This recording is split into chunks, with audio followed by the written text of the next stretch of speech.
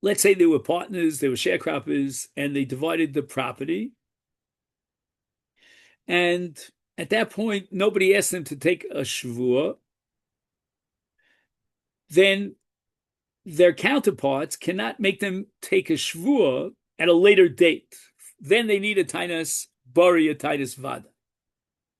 But if an obligation devolved, an obligation to take a shvua, devolved upon one of these people on that list from somewhere else, then there could be a Gilgul Shvua.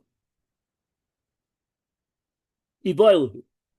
Ma'ul galgel b'derabbanan. If, let's say, someone was only chayav a shvua by virtue of takonas chachamim, can that person who's demanding a shvua derabbanan roll over that shvua onto another claim? So let's say, for example, you have a case of an oris when he was dividing the crop of his balabayis, he was not demanded to take a shvu. Later on, there was another transaction, and he, the oris, became obligated to take a shvu d'Rabbanan vis-a-vis that other transaction. Let's say it was a shvuas heses where the balabais demanded 100 and he denied the entire claim. So now the question is, can the balabais, the owner of the field, demand through Gilgul Shvua a Shvua on the division of the crops, claiming that you owe me a Shvua by virtue of Gilgul Shvua to substantiate your claim that you took a third or half of the crops, whatever was coming to you. Toshma. Lova himenu erev shvius. Somebody borrowed money from his friend right before shvius, on the 7th year when there's what's called shmitas ksofim. Ulemotzoi shvius nasalo shutafo oris. So after the end of shvius, that lover became a partner together with the malva.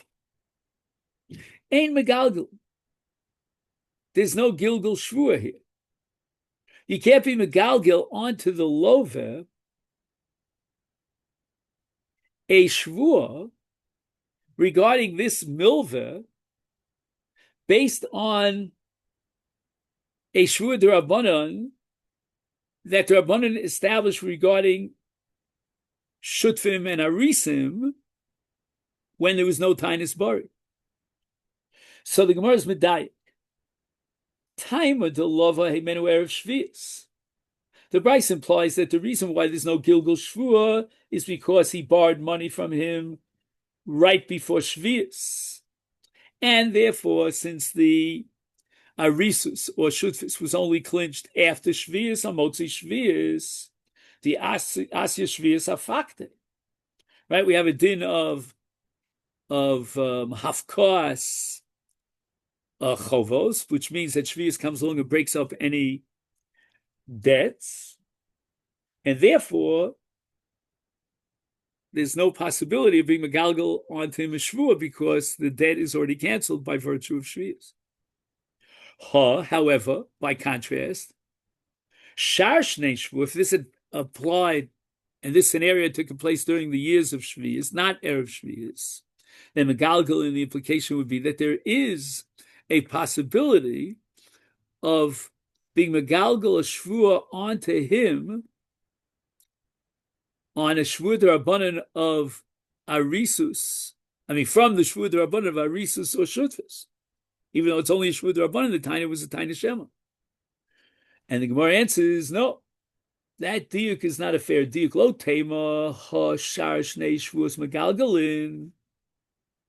Ela ema, the way that you should analyze the implication of the brisa is that nasalo shutavo oris erev shvius ulmotzoi shvius lava heimenu is megalgalin. If the shutaf or the oris on erev shvius had established that monetary relationship without anyone asking for a shvua, and then after Shavuos, he borrowed money from the landlord, and let's say he's now chayiv a shvua doraisa,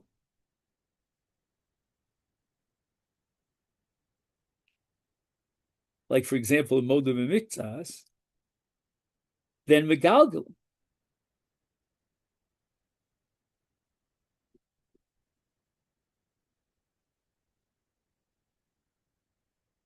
So again, even though Shavuos passed in that interim time, the shutaf or oris, whose former partner or sharecropper, have to take a shvua that they didn't steal anything, because Shavuos cancels only loans and therefore the oaths associated with them. It does not cancel financial obligations stemming from partnerships nor oaths associated with them. The Torah says, Shmot kol bal mashe yodo, every creditor shall remit his authority. Thus, its rule of remission applies only to creditors, but not to claims of shutfim or arisim. The Gemara retorts, Ha behedja k'tanila. The Brisa says that this ruling applies in the case, and it says it explicitly, of nasalo shutef o oris erev shvius, u'lemotzoi shvius lova heimenu, megalgal. Right, we do devolve an oath upon him concerning his original shutfis or arisus, and if the Brisa is teaching this law explicitly, it's obviously not implicit in the first part of the Brisa. Rather, our original understanding of the Brisa and its implication is correct. Ishmamino megalgalin b'drabanan shmamino, and this leads us to Omar Rav Huna. Lakol megalgalim chutz misachir she'ein megalgal. Right, the oath of a hired worker is not a basis from which we can devolve other oaths. However, Rav Chisda has a different version. Lakol ein makilin. We're not going to be makil on any other shvua d'Rabbanan. Chutz misachir de makilin, except for an oath of a hired worker, and then we're going to be make. Well, what's going on here? What's the difference between the two? My beinayu, ika beinayu liftoach lo. Whether in cases other than that of a hired worker, the Bezdin is supposed to propose to the Tovea that he be megalgal other oaths upon this nitba from the original oath. Rav Huna had said that lakol megalgalin, he holds that the Bezdin should go ahead actively and propose to the to the Malva or to the Tovea to be megalgal a shvua from a shvua d'Rabbanan, even if on his own he didn't request that gilgul. But Rav Chisda said no. Lakol ein makilin. He holds that the Bezdin is not going to be lenient towards a nitba, a defendant, in a case where the Tovea seeks to be megalgal a shvua from a rabbinic oath upon him. The Bezdin is not going to propose to the Tovea that he devolve these oaths. Finally, the Mishnah concluded by saying, Ashvius mishametes, minoni mili. What's the source that Shvius is mishamet even an oath, a chiyuv shvua? Amar Rav Gidol, Amar Rav, Tiyoma Kra, V'zed dvar hashmita, and the word dvar means speech.